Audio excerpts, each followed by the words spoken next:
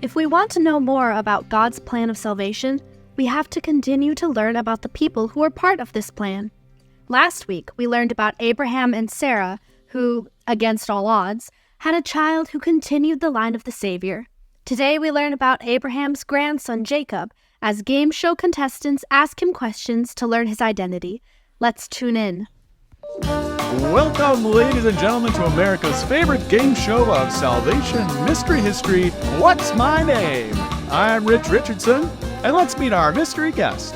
He's straight from Genesis 26 to 32, an ankle-grabbing cheat who'd con his own twin brother out of the birthright inheritance and blessing with a bowl of lentil soup. Let's say hello to our mystery guest. Hey there! Everyone, you know the rules. You get to ask our mystery guest 10 questions in order to figure out who he is. Panelist number 1, you get to ask the first question. Mr. Mystery Guest, what is your occupation? Currently unemployed, but unofficially my occupation would be cheat, scoundrel, con artist, and man who'd swindle his own brother out of his inheritance. Mr. Mystery Guest, have you always been a cheat?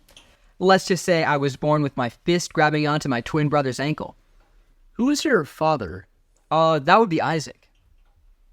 And your grandparents? Abraham and Sarah, the original people of the promise, you know? We're down to 5 questions. Don't waste them. Panelist 3. Mr. Mystery Guest, have you ever run away from home because your brother was going to kill you? That's so really. Why would you ask that? Funny you should mention it. Yes, I have. Oh, interesting. Interesting. After I cheated Esau out of his blessing by dressing up like him and secretly speaking to our father Isaac, Mother suggested that I take off for a while. Mr. Mystery Guest, have you yourself ever been cheated? Stupid question. Why would you ask that? Funny you should mention it. Yes, I have. Oh, interesting. It happened when I went to live with my relatives. I fell in love with Rachel. Ooh, Rachel. I had to work 7 years for her father before he'd let me marry her. And when the wedding night came, that sneaky Laban substituted her sister behind the veil. He cheated me. So you had to work 7 more years for the woman you loved.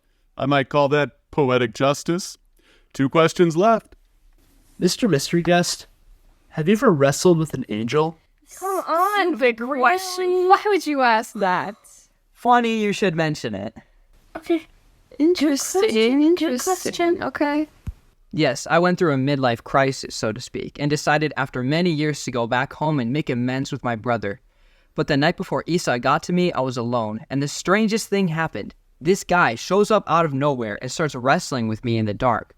We wrestle all night, and just as day breaks over the eastern horizon, he tells me to let go. But I say, I will not let you go until you bless me. And suddenly I realize that this is no regular wrestler. This is none other than the angel of the Lord. Actually, God himself. In a moment, my whole life flashes before me.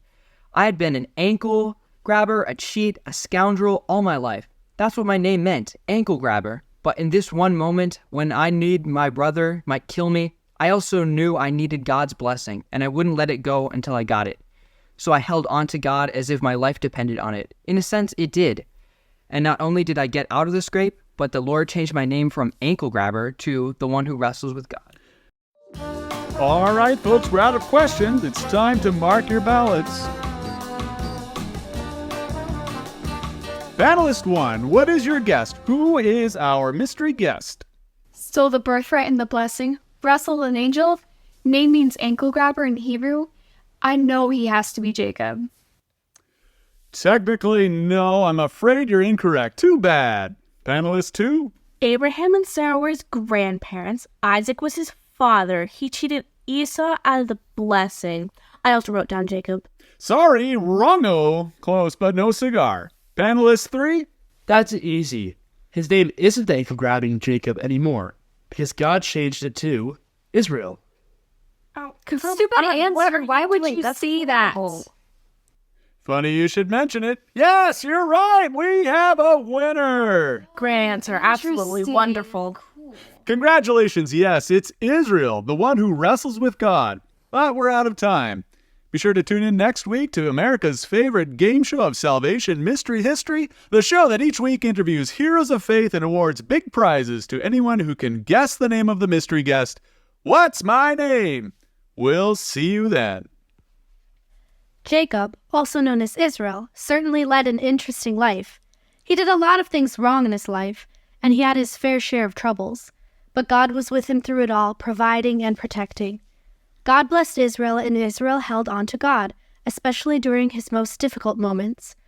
Israel trusted in him because God had promised that Israel would be the father of a great nation, and one of his descendants would be the savior of the world. God would never let him down.